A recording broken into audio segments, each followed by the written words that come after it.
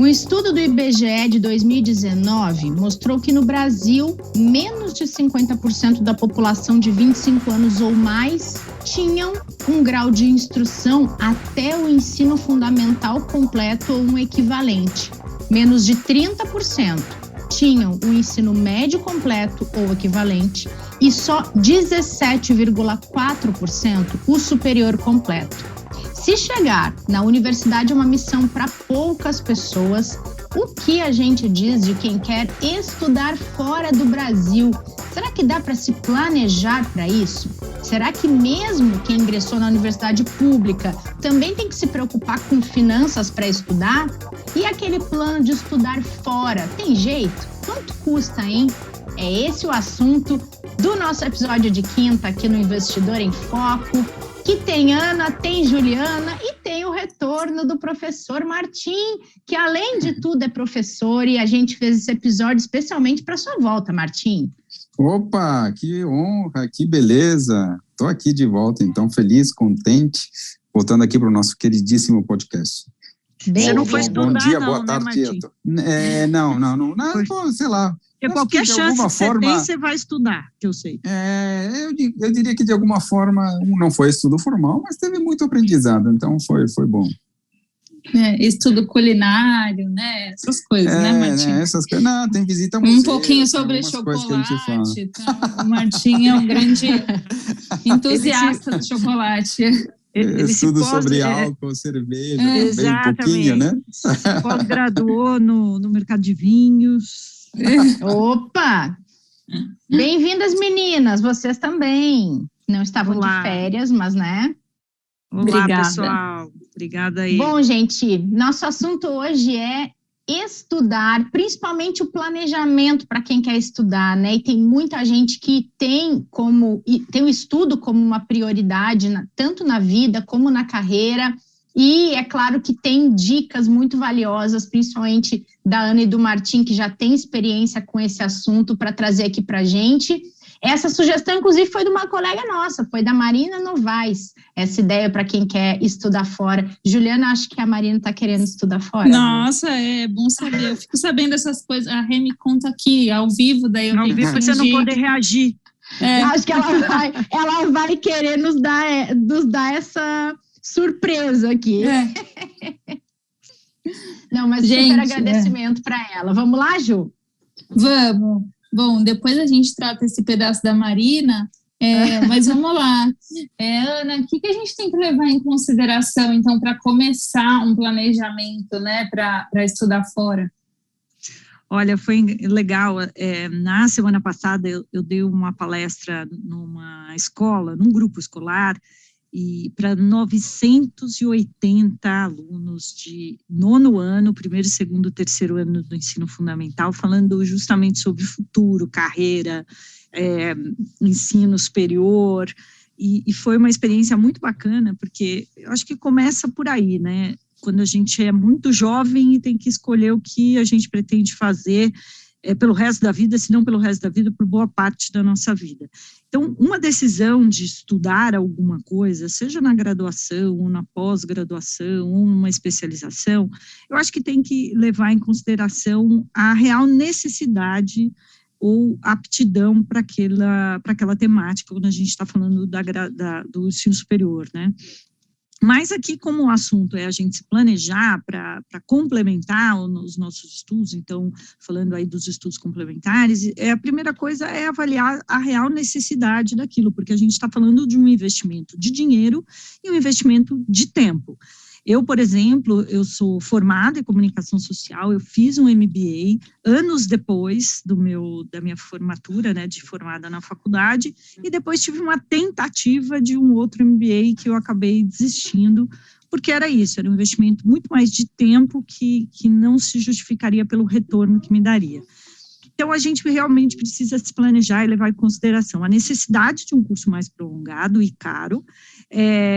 A gente sabe, né, que o investimento na carreira é um dos principais investimentos que a gente tem que fazer. A gente já falou aqui, né, Martim, outras vezes, que até os 25 anos aí, esse é o principal investimento que alguém pode fazer, justamente com o objetivo de incrementar receita e a gente se tornar mais apto aí à competitividade do mercado de trabalho.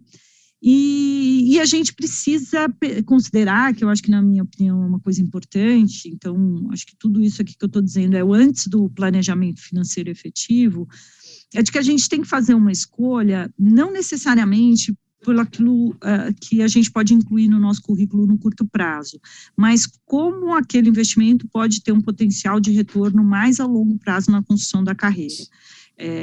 E a gente entender que existem várias formas da gente se capacitar, tem para todos os tamanhos de bolso, e que a gente precisa dedicar um tempo aí para construir, porque tirando o fator financeiro, é uma decisão estratégica que a gente precisa ter aí, tem aqueles estudos que a gente faz por interesse pessoal, não profissional, mas a gente tem que pensar de uma maneira estratégica como a gente vai fazer esse investimento de tempo e dinheiro. Muito, muito legal isso que você está falando, Ana, se me permitem uns comentários. É o seguinte, eu às vezes, sei lá, tem algumas pessoas que eu oriento em termos de carreira, né, informalmente, né, não sou um coach, mas algumas pessoas me procuram, imagino que muitas pessoas procurem todos vocês também, todas vocês, e aí, às vezes eu falo exatamente sobre essa análise estratégica, né, onde você está, onde você quer chegar, pensa nesse futuro, quem você quer ser como profissional daqui a 5 anos, 10 anos, e pensa até que ponto esses cursos, eles te ajudam a seguir nessa trilha para o futuro, né? Muitas vezes a pessoa, de fato, não pensou nisso, só queria um certificado, um carimbo, um diploma, que provavelmente não ajudaria, né? Sempre acrescenta algo, mas, de fato, o diploma é o que hoje talvez não seja o mais relevante, né? Acho que o conhecimento que se obtém hoje claramente é mais relevante do que o próprio diploma em si, né? Então, o conteúdo, o tipo de curso que vai ser feito é fundamental. E outras coisas, como você cita, como certificações, né? A gente está aqui, por exemplo, no mercado financeiro, onde algumas certificações têm um enorme valor prático e também de reconhecimento público, né, de reconhecimento pelos outros, né, como a certificação do CFP, a certificação do CFA, a certificação do CAIA. Muitas vezes essas certificações, para quem quer trabalhar no mercado financeiro, ajudam até mais no desenvolvimento da carreira do que determinado MBA, que pode não estar tão vinculado a esse tipo de atividade, né? Imagino que em outras áreas, em todas as áreas de atuação, possam existir paralelos a serem traçados. Eu que não consigo, né, exatamente, porque não domino todas as áreas de atuação, obviamente, mas imagino que é possível encontrar ou cursos de curta duração, como você citou, ou também alguns tipos de certificações que são extremamente úteis. Não dá para ser... Opa. Pode falar, Rê. Não, eu só ia trazer um ponto que não dá para ser o diploma pelo diploma, né? Exato. Ele tem muito mais que fazer sentido, seja pelos anseios que a pessoa tem para a vida dela, ou pela carreira que ela está desenvolvendo, do que simplesmente para dizer, ok, aqui tem o MBA, um diploma na mão, e no fim não vai servir para nada, né? Claro, porque ainda mais hoje... Desculpa, Ana, agora pode ir, depois eu... Não, fala porque eu vou contar uma história. Então, história do... tá bom. Não, eu digo ainda mais hoje, no sentido de que as necessidades, os skills, né, as áreas de atuação, né, as profissões mudam com tal velocidade, né? Então a gente tem que pensar, de fato, na hora de investir em algum curso longo, né, até que ponto, de fato, é a melhor alternativa ou não. Desculpa, Ana, era só esse meu comentário. Eu acho que eu vou contar um pouco aqui, até da minha experiência, rapidamente, para ver como pode a gente escolher aí caminhos que possam fazer sentido. Eu, né, como eu falei, eu sou formada em comunicação social, mas eu entrei no mercado financeiro ainda na faculdade. E eu tive a oportunidade de estudar muita coisa técnica, que era uma bagagem que eu não tinha na época. E tinha muitos cursos de curta duração que me ajudaram muito a entender conceitos que complementavam o meu trabalho. Então, por exemplo, cursos de fundos, renda fixa, renda variável, de mercado, matemática financeira. Então, eram cursos que eles somados, eles formavam aí um repertório bem interessante técnico que ajudaria no desenvolvimento da minha carreira. Anos mais tarde, quando eu resolvi fazer uma pós-graduação, eu fiquei naquele dilema. Eu falei, bom, o que eu faço? Eu parto para uma qualificação mais técnica, e na época estavam aí surgindo os MBAs de finanças de uma maneira mais densa, ou eu parto para estudar marketing de serviços, que era uma coisa que no começo dos anos 2000 estava surgindo como uma pós-graduação, uma especialização de algo que já existe há muito tempo, o mercado de serviços, mas ele estava sendo bem conceituado ou criado estratégias e linhas, muita bibliografia a respeito, num curso novo numa universidade bastante renomada aqui em São Paulo. E aí eu falei assim, bom, gente, o que eu tenho de opção? Uma coisa extensa que eu acredito que eu vou usar para o resto da vida, ou por um bom período na minha carreira, que era o marketing de serviços, porque eu sempre trabalhei de alguma forma com relacionamento, ou eu vou partir para uma coisa bem mais técnica, mais densa, que talvez eu vá aplicar muito menos, porque isso é uma coisa importante também que eu aprendi. Cursos mais longos, eles talvez valham mais a pena aí, né, se ponderar, se você imediatamente vai aplicar aqueles conceitos aprendidos, porque senão você vai perdendo aqueles conceitos ao longo do tempo. Então, quanto mais você consegue tornar aquilo aplicável, melhor para o aprendizado, né, porque você aprende conceitualmente e você aplica na prática os conceitos aprendidos. E aí foi isso que embasou a minha decisão. E até hoje, muitas coisas que eu aprendi na pós-graduação que complementaram a minha graduação, eu uso, assim, extensamente até hoje. E depois, né, quando eu resolvi, anos mais tarde, aí, fazer o de finanças, esse eu desisti, porque, de fato, eu não estava aplicando ele como deveria. E aí eu acho que também era um investimento de tempo, como eu falei, que não se justificava na época. Muito bem, muito bom. Só mais um comentário, Rê. Diga. Eu me lembro de um estudo também que eu fiz durante o meu mestrado sobre qual era o valor da educação. Foi interessante até. A gente trabalhava em sala de aula com bases de dados do IBGE, era basicamente uma aula de econometria, né? E basicamente a gente chegava a algumas conclusões bem interessantes que para mim ficou marcado, né? Quer dizer, trabalhando os dados e controlando para outras variáveis, né? Eu me lembro claramente a visão de que um ano de estudo formal gerava um ganho de renda adicional de 15%. Né? Ou seja, de fato foi uma quantificação importante, tanto é que ficou marcado, e provavelmente isso aqui faz, quanto faz? Nem vou falar, tá, quanto tempo que eu fiz essa conta, mas acho que é uma das contas que ficou marcada na minha mente, exatamente para a gente ver como... 3, 6 ou 9, Martim? Por isso que o Martim fez 800 cursos de pós-graduação, gente. Vocês imaginam o retorno dele, como está sendo. Tá vendo? Aí acabei que, sei lá, tem o doutorado pendente aí ainda, fiz já todos os créditos, mas está trancado por enquanto. Acho que um pouco pela dificuldade também que eu tentei encontrar tempo para levar uma pesquisa de doutorado, uma tese, de fato, a sério, algo que... puxado, né? Muita gente pensa assim, puxa vida, beleza, agora só falta a tese. Tipo, cara, esse só falta a tese é um eufemismo, né? Porque, de fato, eu te garanto que montar a tese é o maior trabalho dentro de um curso de mestrado, que é a dissertação, ou no doutorado, né? Agora, para a gente tentar ir para o lado mais prático também, para a pessoa que vai fazer o planejamento para estudar aquilo que ela quer, já decidiu se vai fazer um curso fora, se vai fazer um doutorado no Brasil ou fora do Brasil, MBA, certificação, não interessa, mas ela vai estudar e ela precisa se planejar para isso, até porque ela tem que fazer conta, né, gente? Tudo precisa de conta. Como é que a gente faz um planejamento desse? A gente tem que, acredito eu, que levar em consideração muitas variáveis, desde quanto custa o curso até onde ele vai ser feito, qual é a moeda, se a gente vai estar trabalhando ou não vai no outro período. Eu acho que esses são os pontos centrais, assim. Definido o rumo que você quer chegar, agora que veículo que você vai usar para alcançar esse objetivo.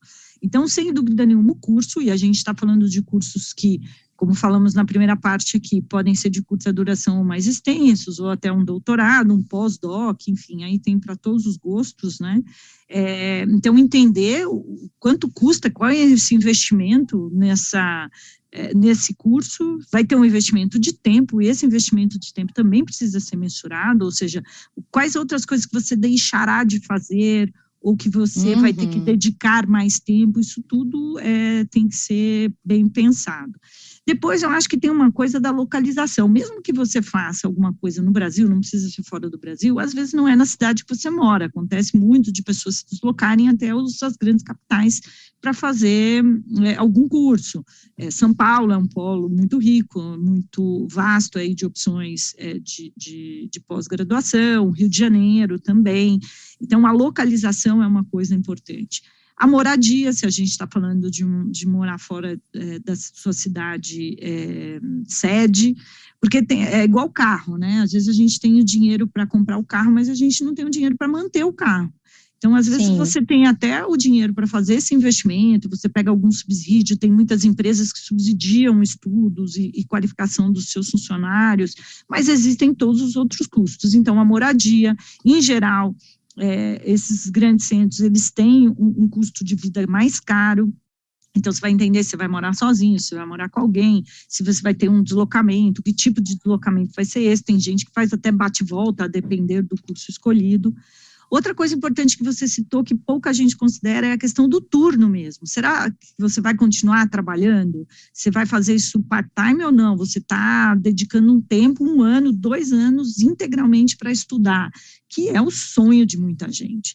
Então, se isso é um item aí do desejo nesse processo, isso precisa ser considerado. Qual é o seu custo de vida por 1, 2 anos e qual é a reserva financeira que você precisa para dar cabo desse período, sabendo que você não vai trabalhar durante esse período, que a sua renda ficará limitada. E quando a gente está falando de fora do Brasil, a gente tem outras burocracias que até precisam ser consideradas e outros custos. A gente está falando, inclusive, que a gente fica exposto à própria variação cambial, porque você tem uma renda ou uma reserva em reais e que, a depender do lugar que você... Olha o Otto participando do podcast aqui. O Otto está querendo estudar fora, o Otto? Eu acho, e ele está bem bravo com a variação cambial, acho que ele está comprado. É isso, ele está revoltado quando a Ana falou de variação cambial. Calma, é verdade. Calma, vamos proteger seu portfólio aqui contra a variação do dólar, tá tudo certo. Boa. Então, a depender disso, você fica aí com um risco cambial, então você tem que também pensar em um investimento que supra essa necessidade. Então, gente, pegar um papelzinho, uma planilha ou o instrumento que vocês quiserem e listar, de fato, todos os gastos. Mas os centrais, o moradia, se isso for fora da sua cidade sede, a localização importante, em especial se a gente está falando fora do Brasil. A gente tem, por exemplo, na Europa, o custo é mais alto de se manter, porém, os cursos têm o custo muito mais baixo. Tem algumas universidades, por exemplo, que o custo de você, para você estudar, fazer um curso de pós-graduação é quase que simbólico, porém, a depender se vai morar na Inglaterra, imagina a diferença de câmbio entre o nosso dinheiro e o dinheiro deles. Então, isso também precisa ser considerado. Nos Estados Unidos, os cursos são mais caros, a moradia é um pouco mais barata, mas ainda assim é muito caro para o Brasil, dado aí a nossa variação de moeda frente ao dólar. Então, e outra, né, Ana? Tem algumas universidades fora que elas oferecem toda a vantagem do preço simbólico, mas elas também exigem dedicação exclusiva. E aí limita também a pessoa que vai precisar de uma fonte de renda para complementar o pagamento das suas despesas, né? Exatamente. O Canadá, por exemplo, ele seleciona, às vezes, algumas profissões que eles querem fomentar e eles te oferecem boas vantagens, porém, você tem que ficar lá um tempo trabalhando, enfim. Então, por isso que eu falei no começo das burocracias, que também são importantes de serem levantadas, para que a gente não tenha nenhuma surpresa, né? Nem financeira, nem burocrática e nenhuma outra surpresa desagradável no meio do caminho. Não, acho que é por aí. Se me permite avançar aqui um pouquinho. Eu já estava até deixando o tempo para você, Martim. Tá bom? Tá bom. Não, beleza. Não, bola na área. A Ana citou, acho que os pontos centrais sobre como investir, né?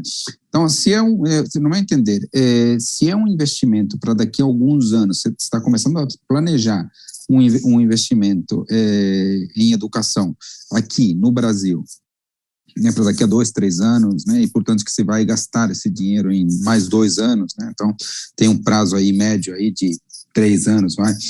Acho que o importante aqui é proteger-se da inflação, acho que é importante, então montar uma carteira com objetivo de proteção inflacionária para mim faz bastante sentido, ou seja, combinar de alguma forma títulos indexados à inflação, podem ser do Tesouro, né? Eventualmente até alguma coisa de pós-fixado, tá, para reduzir volatilidade, pensando que o pós-fixado, né, todos aqueles que têm DI no nome, também de alguma forma tendem a oferecer algo de proteção para a inflação.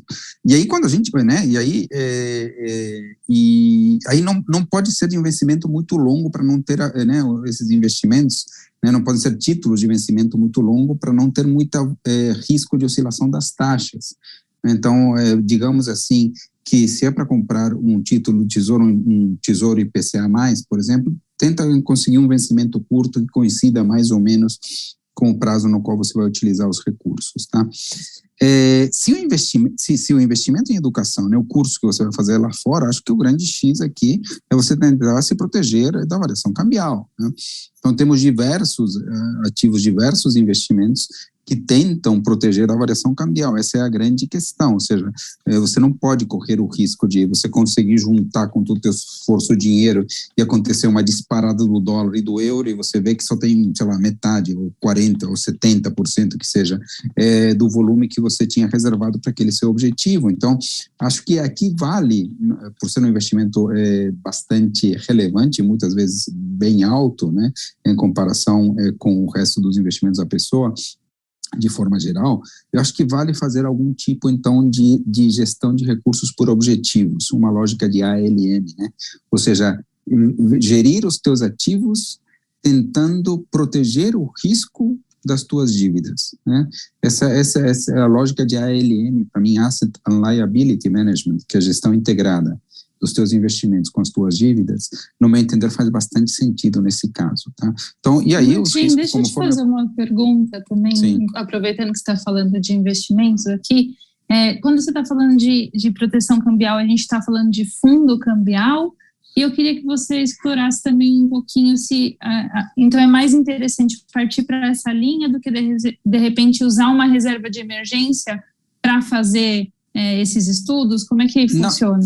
Claro, porque assim, se você está pensando em ir para fora, a reserva de emergência, meio que por construção, ela é que é meio alguma coisa em moeda local, com ativos sem volatilidade e sem vínculo com o câmbio, né? Mas a tua dívida, o teu objetivo financeiro é você fazer o curso lá fora que é cambial, né? Então, no meu entender, você não deveria vincular ativos locais de baixo risco, de baixa volatilidade, para cumprir um objetivo que tem um enorme risco de câmbio, né? Então, no meu entender, você pode até ter algum investimento para alguma outra emergência que você possa ter da tua vida, é importante até que você tenha, né? Por isso que tem a reserva de emergência, a reserva de oportunidades, mas que você construa a tua carteira de investimentos pensando na forma de reduzir os riscos de você não conseguir com esse dinheiro atingir o teu objetivo financeiro, né? Que no caso é cambial. Então, no meu entender, você deveria destacar uma parte dos seus investimentos e fazer nesta parte uma gestão voltada por objetivos, né? Então, casar os teus investimentos com com a tua dívida, né? Porque não deixa de ser uma dívida. Você pode até não ter começado, mas, digamos assim, o dinheiro está reservado para isso, né? É para isso que você está construindo, né? Então, eu acho que essa é uma prática muito boa para ter em mente.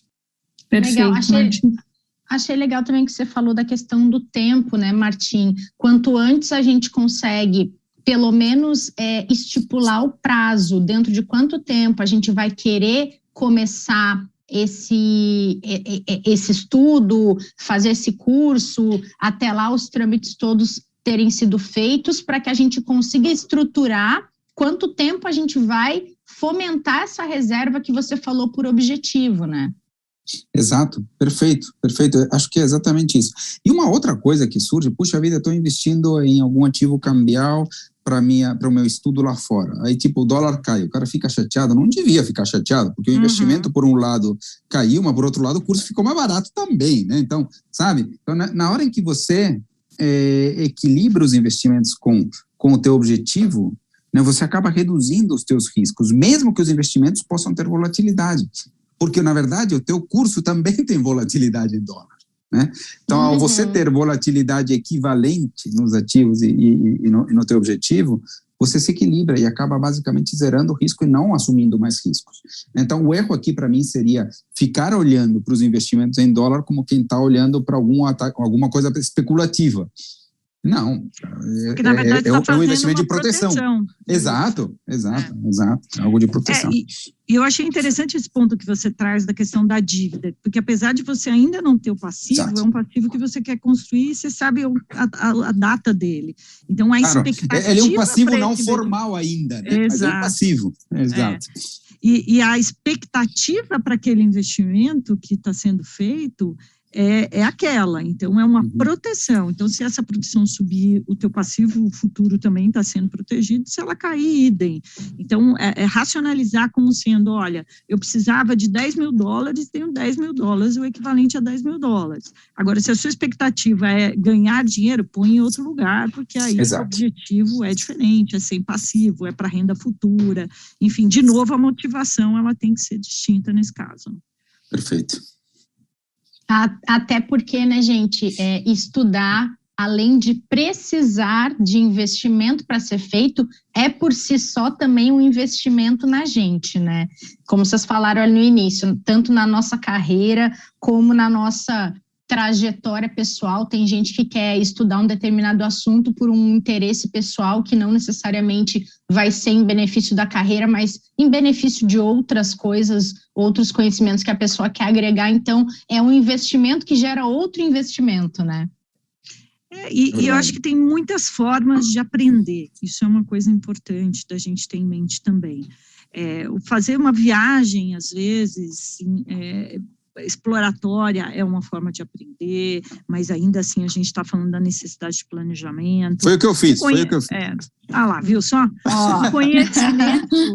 O conhecimento, ele está em todo lugar, né? A informação, a disponibilidade, ela está à nossa frente. Agora, como a gente converte isso em conhecimento, e como esse conhecimento consegue agregar para a nossa vida, para a nossa carreira, que é o X da questão. Muito bem, gente, muito bom esse assunto, gostei muito e vamos que vamos. A gente já tem agora um planejamento também para os nossos próximos episódios. Já queria dar um spoiler para quem está nos acompanhando aqui no streaming, que na semana que vem vai ter algumas novidades aqui neste episódio de quinta e a gente vai querer saber se vocês vão aprovar ou não, mas eu não vou contar mais nada, gente. Semana que vem a gente volta de um jeito um pouquinho diferente por aqui. Opa, uma muito novidade. Muito bom. Vou botar até perfume. Ixi, eu vou pôr vestido longo, agora qualquer oportunidade já me aluga outro. Aluga outro. Eu queria deixar um recado que não sei se vai dar para perceber, mas eu tenho olho claro, tá, gente? É verde. Olha ali, começou a brilhar, pronto. Vai esfregar na nossa cara isso aí. Era só o que me faltava. Muito bom, gente. A gente se encontra semana que vem. Beijo pra vocês. Falou, tchau, tchau. Beijo, gente. Até, gente. Até. Obrigada pela companhia de todo mundo na audiência desse episódio de quinta. A gente volta na semana que vem, na terça-feira, para falar de mercado. A surpresa é só na próxima quinta, então não vão perder, tá bom? Até lá.